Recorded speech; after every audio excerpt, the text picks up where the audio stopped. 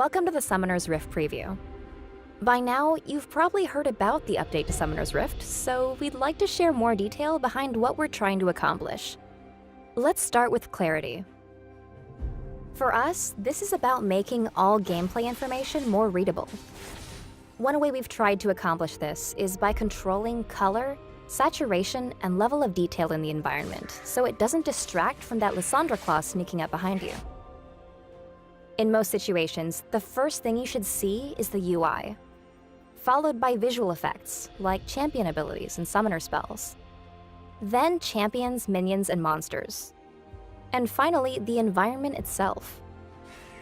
Basically, we want you to be focused on fighting your opponents, not the game. Check out this comparison of the current Rift against the updated version. The navigation mesh, which dictates where you can and can't move, is partially obscured by the environment on the current map. Now the environment's out of your way, making pathable space, flashable walls, and possible ward placements easier to see.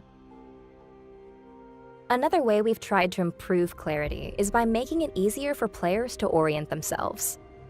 Each jungle quadrant now has a unique theme, so your location is more obvious at a glance. Baron serves as an orientation point, with destruction radiating outward from his pit. You'll find that the closer you get to him, the more demolished the landscape becomes. For instance, in the West Quadrant, the plant life is full of energy and rock formations are split by Baron's emergence. In the East Quadrant, the natural beauty of the forest was kept safe from his influence. Even though both are home to blue buff, they're visually different enough to let you know exactly where you are.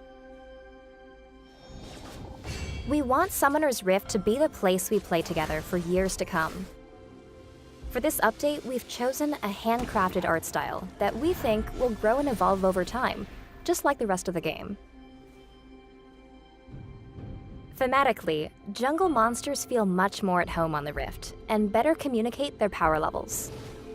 The red buff, the Brambleback, roars a warning at everyone who walks by, looking ready to pump out damage. Compare him with the Krugs. These monsters' cloistered defensive stance implies their damage-soaking, tanky style. Each jungle camp sports a bit more personality as well. The Merkwolves emerge from their cave, ready for the hunt, and the Gromp is just adjusting to his new weight class. The two bases are just as distinctive.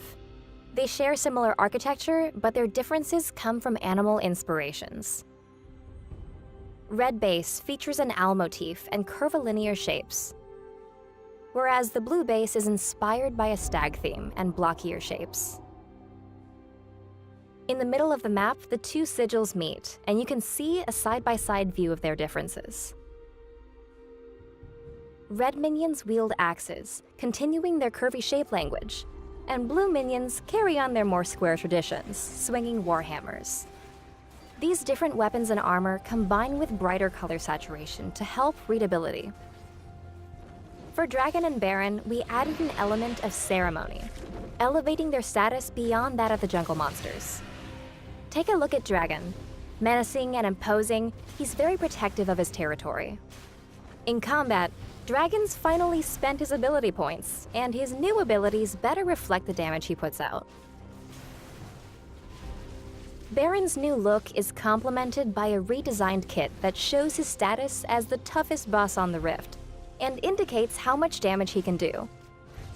His new abilities and attack pattern should feel less random, helping teams decide when to fight over this important objective. Please keep in mind that nothing's 100% complete yet, and that there are still months of effort ahead. On PBE, we'll be listening while we make tweaks, squash bugs, and improve performance. By the time the update launches, you can expect near identical performance on your machine. Along the way, check in at the Summoner's Rift Hub, where you can share in the evolution of the map. There, the conversation will continue, with dev blogs, Q&As, and patch notes that detail the latest changes. Thanks for tuning in.